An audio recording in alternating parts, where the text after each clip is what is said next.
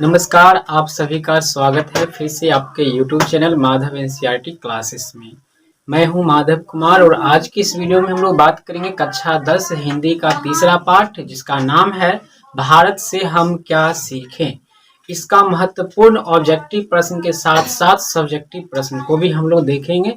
तो इस क्लास को अगर आप पूरा करते हैं तो पूरा विश्वास के साथ हम कह सकते हैं कि आपसे एक भी ऑब्जेक्टिव और सब्जेक्टिव प्रश्न नहीं छूटने वाला है, क्योंकि इस क्लास में हम ऑब्जेक्टिव पूरा खत्म कर देंगे, फिर दूसरी क्लास में आपका सब्जेक्टिव भी पूरा हो जाएगा। हालांकि सब्जेक्टिव प्रश्न आपको अभी यहाँ से भी बन सकता है, बस क्लास को आप देखिए पूरी तरह से। तो पाठ का जो नाम है वो है भारत से हम क्या सीखे, जो कि एक भाषण है मैक्स मुलर जी के द्वारा दिया गया था।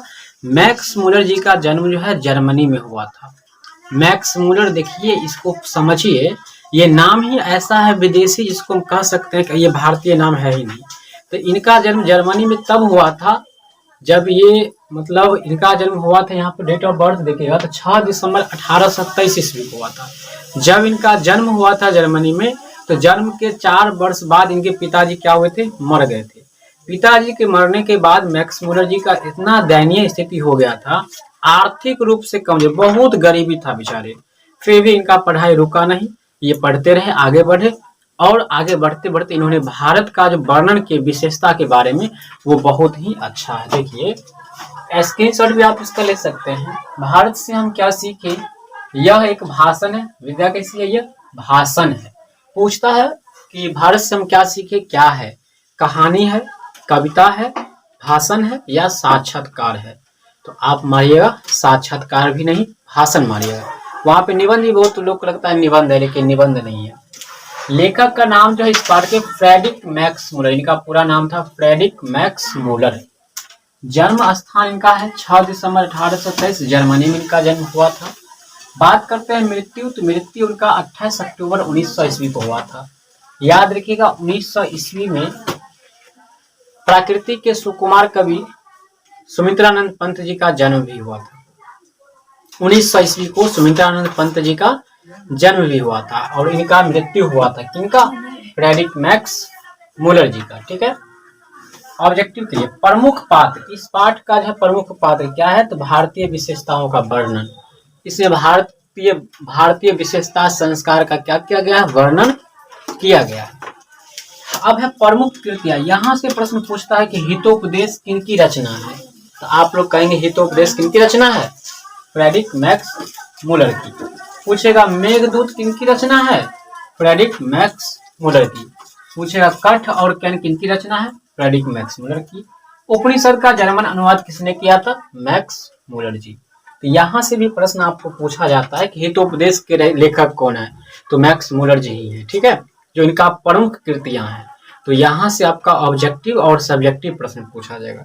बात करेंगे, अब हम चैप्टर की ओर बढ़ेंगे। ठीक है, चैप्टर का हम लोग ऑब्जेक्टिव पहले देखेंगे, फिर सब्जेक्टिव देखेंगे। तो पूरा क्लास अगर पूरा कर लीजिएगा तो ऑब्जेक्टिव के लिए टेंशन बिल्कुल खत्म, बच जाएगा आपका सब्जेक्टिव। तो सब्जेक्टिव का क्लास हम दूसरा दे देंगे। अगर आप लोग का कमेंट अगर एक ही वीडियो में अगर कर दें, आप लोग कमेंट करके बताइएगा कि एक ही वीडियो में ऑब्जेक्टिव सब्जेक्टिव सही रहता है या फिर अलग अलग। और यह वीडियो आपको कैसा लगा इसके बारे में भी कमेंट बॉक्स में अपनी राय दीजिएगा। वीडियो में क्या त्रुटि लगा है, क्या खराब लगा, इस चीज को बताने का प्रयास कीजिएगा। क्योंकि इससे क्या होगा कि हमें मोटिवेट मिलेगा और मोटिवेट के तौर पे हम और आगे अच्छे से काम करने का प्रयास। अब हम लोग पढ़ेंगे ऑब्जेक्टिव प्रश्न को। अब आप ऑब्जेक्टिव देखेंगे कि हर एक प्रश्न आपसे चुटकी में बन जाएगा, क्योंकि आपने पीछे क्लास को सही ढंग से की है। तो पहला प्रश्न है भारत से हम क्या सीखे। पाठ में पहला प्रश्न है फ्रेडरिक मैक्स मुलर किस पाठ के रचयिता हैं। तो आपको सेकेंडो नहीं लगेगा, आप आंसर बता देंगे भारत से हम क्या सीखे, ऑप्शन सी। हालांकि आंसर नीचे आपको दिया भी गया है। तो चलिए पहला प्रश्न आपका पूरा होता है। दूसरा है मैक्स मुलर कहाँ के रहने वाले थे। तो ये प्रश्न को भी बताने में आपको समय नहीं लगेगा, क्योंकि इनका जन्म जर्मनी में हुआ है। तो भाई ये जर्मनी में ही रहेंगे, तो जर्मनी आंसर हो जाएगा। भारत कहाँ बसता है, देखिए इनका कहना था भारत कहाँ बसता है, तो भारत जो है ये शहर लोगों के मन में बसते हैं। सुमित्रानंद पंत जी के द्वारा भारत कहाँ बसते हैं, गांव में, जबकि मैक्स मुलर जी के द्वारा बताया गया है कि लोगों के मन में बसते हैं। पारसियों के धर्म का क्या नाम था, देखिए पारसियों के धर्म का क्या नाम था, बहुत ही शानदार प्रश्न। चौथा, तो ये प्रश्न जो है ये आपके पाठ में से है, और हम यहाँ परिचय में से तो आपको सुबह बता दिए हैं, जब आपको सब्जेक्टिव बता देंगे तो वहाँ पे भी बन जाएगा। तो यहाँ पारसियों का जो धर्म था वो था धर्म इसका जरथुस्त्र था, ठीक है, जरथुस्त्र, ऑप्शन डी है आंसर आपका करेक्ट हो जाएगा। अगला है भारत से हम क्या सीखेंगे, रचनाकार कौन है, तो ये तो कहने की जरूरत नहीं है, मैक्स मुलर बी। दारिस क्या है, देखिए दारिस जो है यह एक जो है सोने का एक प्राचीनतम पुराना सिक्का है, ये सोने का, बहुत लोग चांदी समझते हैं, ऑप्शन चांदी का भी है सोने का भी है, तो ये सोने के प्राचीनतम सिक्का था। 2 नंबर में भी पूछा था। मुंडा किस देश की जाति है, मुंडा देखिए ये वास्तव में देखा जाए तो ये भारत का है, ठीक है, मुंडा किस देश का है तो भारत के। पर्तन मानव का अर्थ क्या होता है, पर्तन मानव का अर्थ होता है प्राचीन मानव, ऑप्शन नंबर डी हो जाएगा, ठीक है, यहाँ पे डी लगा हुआ है। प्रतन, प्रतन मानव को प्राचीन मानव कहते हैं। विश्व विख्यात विद्वान फ्रेडरिक मैक्सवेल का जन्म कहाँ हुआ था, घुमा फिरा का वही प्रश्न है, तो जर्मनी आपका उत्तर हो जाएगा। 10 नंबर सवाल पूछा जाता है परीक्षा में, स्वामी विवेकानंद ने किसे वेदांतियों का वेदांती कहा है, किसे कहा है, तो आचार्य हजारी प्रसाद द्विवेदी जी को बताए हैं, ठीक है, वेदांतियों के में भी वेदांत सॉरी स्वामी सॉरी हो विवेकानंद बताया मैक्सवेल, ठीक है, ये थोड़ा गलत हो गया था, सी आंसर हो जाएगा, सॉरी इसके लिए। हितोपदेश का जर्मन भाषा में अनुवाद किसने किया था, देखिए हमने आपको बताए थे ऊपर में, हितोपदेश का जो है जर्मन भाषा में अनुवाद जो है मैक्स मुलर जी ने ही किए थे, ऑप्शन नंबर ए आपका करेक्ट आंसर हो जाएगा। सर्वविध संपन्न और प्राकृतिक सौंदर्य से परिपूर्ण कौन सा देश है, यदि आप मुझे इस देश अवलोकन करने के लिए कहे तो मैं बताऊंगा वह देश है भारत। यह किस पाठ का लाइन है, तो यह है भारत से हम क्या सीखे पाठ का लाइन, बीच से भी आपको निकाल के लाइनिंग पूछा जाता है। मैक्स मुलर ने कठ और कैन आदि उपनिषदों को किस भाषा में अनुवाद किया है, तो सभी को जो है इन्होंने जर्मन भाषा में अनुवाद किया था, इसे हमने आपको बताए हैं पीछे, आपको ये दिक्कत नहीं होगा। मैक्स मुलर के अनुसार भारत की सबसे प्राचीन भाषा कौन सी है, मैक्स हो जाएगा यहाँ पे, भारत की सबसे प्राचीन भाषा जो है वो अगर पुराना भाषा बात करें तो वो संस्कृत है, ठीक है। डी, किस गवर्नर जनरल के समय 172 दारिस नामक सोने से भरा घड़ा मिला था, तो लॉर्ड विलियम बैटिक हो जाएगा, यहाँ पे वॉरेन हेस्टिंगस हो जाएगा, ठीक है, वॉरेन हेस्टिंगस, डी आंसर आपका करेक्ट हो जाता है। सब्जेक्टिव भी प्रश्न हम लोग देखेंगे तो भागिएगा नहीं। वॉरेन हेस्टिंगस के समय वाराणसी में कितने दारिस के सिक्के मिले थे, ऊपर में ही था 172 सोने का सिक्का, ठीक है। कौन सी भाषा और उसकी साहित्य यूनान और रोम के पूर्ण साहित्य से भी अधिक अधिक विशाल रहा है, उसका किस कौन सी भाषा और उसका साहित्य यूनान और रोम, तो वो हो जाएगा आपका भाषा जो है वो हो जाएगा संस्कृत रहा है, ठीक है, ऑप्शन नंबर ए जो है करेक्ट आंसर होगा।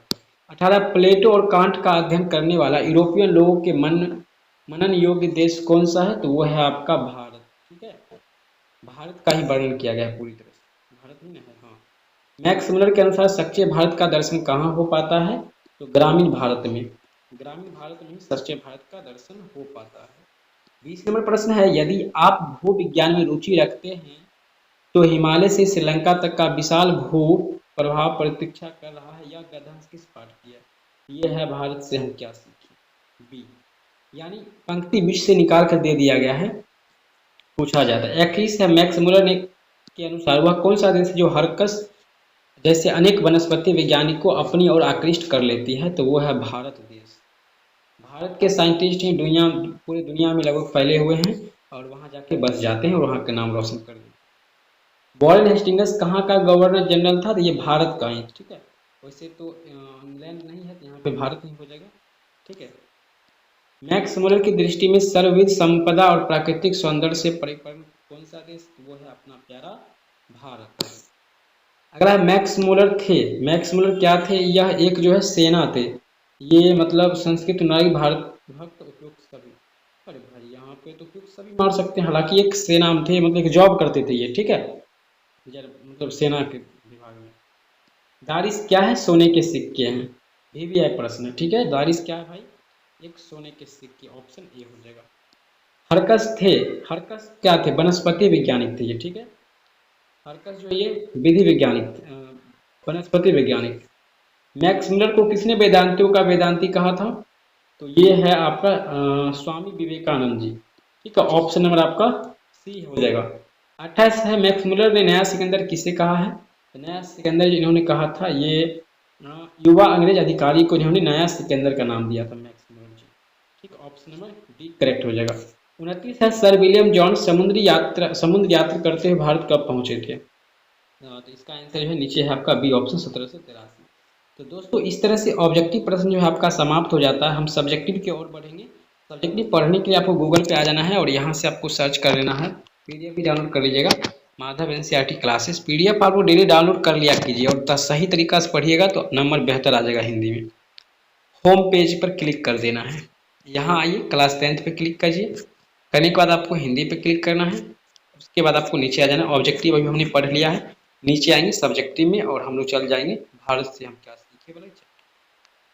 जैसे क्लिक करेंगे हमारे सामने सभी सब्जेक्टिव प्रश्न खुलकर आ चुका है। अब हम बारीक से समझेंगे कि इसमें से कौन प्रश्न पूछे जाने वाले हैं 2024 बोर्ड एग्जाम में। अब हम लोग जानते हैं सब्जेक्टिव प्रश्न में शॉर्ट प्रश्न को, तो इसमें जो पूछा जाएगा प्रश्न, उस प्रश्न को हम लोग मुख्य रूप से ध्यान देंगे। तो पहला जो प्रश्न है वो है आपका बहुत ज़्यादा इम्पोर्टेंट है, वो प्रश्न है आपका मैक्स मुलर वास्तविक इतिहास किसे मानते हैं। यह जो है वीवीआई प्रश्न है। इसके अलावा भी नीचे दो ऐसे प्रश्न मिलने वाला है जो कि एकदम रूप से इस बार पूछा जाना है। तो पहला प्रश्न का आंसर है, जो राज्यों के दुराचार और अनेक जातियों की क्रूरताओं की अपेक्षा कहीं अधिक ज्ञातव्य और पठनीय है, मैक्स मुलर उसे वास्तविक इतिहास मानते हैं। प्राचीन भारत में हिंदू, यूनानी, ग्रीक आदि जातियों के वैचारिक दृष्टिकोण है जो पाठ्य है यानी पढ़ने वाले हैं। अगला है, धर्म की दृष्टि से भारत का क्या महत्व है। ये अति महत्वपूर्ण प्रश्न है, इसको आपको ध्यान रखना है। भारत से हम क्या सीखे, पाठ के आधार पर आपको बताना है। तो धर्म की दृष्टि से भारत अत्यंत महत्वपूर्ण है, इसलिए कि धर्म के उद्भव और उसके नष्ट होने वाले रूप का यहाँ प्रत्यक्ष ज्ञान होता है। यह वैदिक धर्म, बौद्ध धर्म तथा जैन धर्म की जन्मभूमि है। इस्लाम और ईसाई धर्म की शरण स्थली भी है।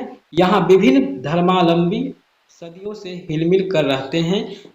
मतांतर यह प्रकट और विकसित होते हैं। बड़ी अच्छी लाइन है ये और इम्पोर्टेंट।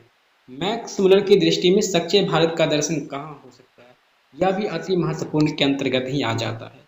तो मैक्स मुलर जी के द्वारा सच्चे भारत का दर्शन मुंबई, कोलकाता, चेन्नई जैसे शहरों में नहीं बल्कि भारत के गांव में भगवान बसते हैं, वहां पे भारत माँ साक्षात दर्शन हो जाएंगे आपको, क्योंकि इसकी सर्वाधिक आबादी गांव में बसती है। वहां हार्दिक संपन्नता और आर्थिक विपन्नता है। धर्म और इतिहास के अवशेष वहीं सुरक्षित है यानी गांव में ही, बाकी शहर में कहाँ से सुरक्षित मिलेगा। पांचवा प्रश्न याद रखिएगा, प्राचीन भारत में प्राचीन काल में स्थानीय शासन की कौन सी प्रणाली प्रचलित है। तो यहाँ ग्राम पंचायत द्वारा स्थानीय शासन चलता है। चौथा है, मैक्स मुलर ने किन विशेष क्षेत्रों में अभिरुचि रखने वाले के लिए भारत का प्रत्यक्ष ज्ञान आवश्यक बताया है। तो मैक्स मुलर जी के अनुसार विज्ञान, वनस्पति विज्ञान, जंतु विज्ञान, निर्विष विद्या, पुरातात्विक विद्या, इतिहास की भाषा, इन सभी चीज में अभिरुचि रखने वाले भारत का प्रत्यक्ष ज्ञान आवश्यक बताता है। यह जो है 5 क्वेश्चन आपका था शॉर्ट, जो कि 5 में से ही कोई प्रश्न आपके एग्जाम में पूछा जाएगा। और दीर्घोत्तरीय में जो है ये प्रश्न पहला जो है यह इम्पोर्टेंट है। इसके अलावा सबसे अधिक इम्पोर्टेंट आपका है 2 नंबर। लेखक ने नया सिकंदर किसे कहा है। स्क्रीनशॉट ले लीजिए आप लोग, बहुत ही अच्छा और शॉर्ट में आंसर दिया गया है। भारत किस अतीत और सुदूर भविष्य को जोड़ता है, यहाँ से आप देख सकते हैं। अगला है आपका, संस्कृति की दूसरी भारतीय भाषाओं के अध्ययन के पश्चात जगत का प्रमुख लाभ क्या है। इस तरह से आप यहाँ पर देख सकते हैं सभी प्रश्न है जो दिया गया है। आप इसका स्क्रीनशॉट ले सकते हैं और पीडीएफ भी यहाँ से डाउनलोड कर सकते हैं। बाकी मिलते हैं दूसरे वीडियो में। यह वीडियो आपको कैसा लगा कमेंट करके बताइएगा। तब तक के लिए जय हिंद।